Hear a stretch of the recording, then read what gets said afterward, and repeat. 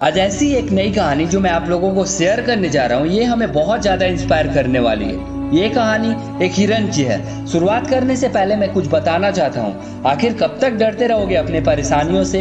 आज नहीं तो कल लड़ना तो पड़ेगा अपनी चुनौतियों से। माना कि आज समय वाकई बहुत खराब है, लेकिन इसे ठीक भी तो तुम्हें ही करना है। दर्द सबके एक जैसे है, मगर हौसले अलग अलग। इस दर्द में कोई हताश होकर बिखर जाता है तो कोई संघर्ष करके निखर जाता है। एक बार एक जंगल में एक हिरन पानी की तलाश में इधर उधर भटक रहा था, क्योंकि उसे बहुत ही प्यास लगी थी।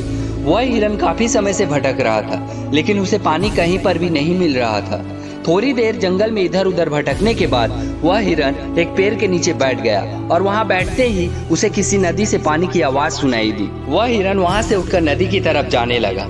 थोड़ी ही आगे जाने के बाद उसे बहुत बड़ी एक नदी दिखाई देती है।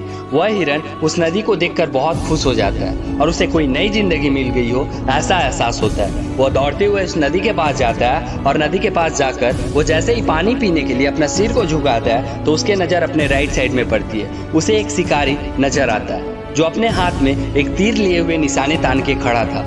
कुछ समय बाद उस हिरन की नजर अपने लेफ्ट साइड में पड़ती है, तो उसे पीछे झाड़ी में एक शेर नजर आता है। अब हिरन घबराकर सब कुछ भूल जाता है, उसे पानी भी याद नहीं रहता, और वह बाद में पलटकर पीछे मुड़ता है। पीछे मुड़कर उसने देखा कि जंगल में बहुत ही बड़ी आग लगी हुई है, जो धीरे धीरे उसके तरफ आ रही होती है।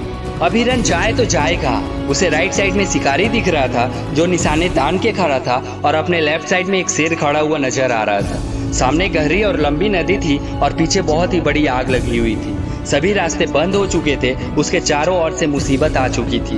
अब हिरन सोच में पड़ जाता है। वह चुपचाप वहाँ खड़ा रहता है, और तुरंत ही उसके अंदर से एक आवाज आती है, जब चारों ओर मुसीबत आ चुकी है, अब मुझे मरना ही है, तो मैं अपना काम पूरा करके क्यों ना मरूं? मैं अपना पानी पी के ही क्यों ना मरूं?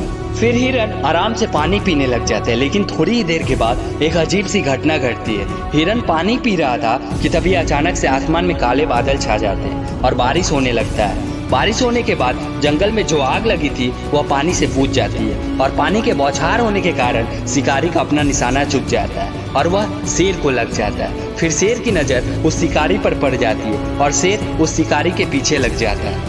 इतने में हिरन पानी पीकर अपना सिर ऊपर उठाता है, तो वह अपने राइट में देखता है कि शिकारी अपनी जगह पर नहीं है। अपने लेफ्ट में शेर भी नहीं दिख रहा था, और अपने पीछे मुड़कर देखा तो जो आग लगी थी वह भी नहीं दिख रही थी। हिरन को काफी आश्चर्य हुआ, और वह आराम से वहां से चला गया।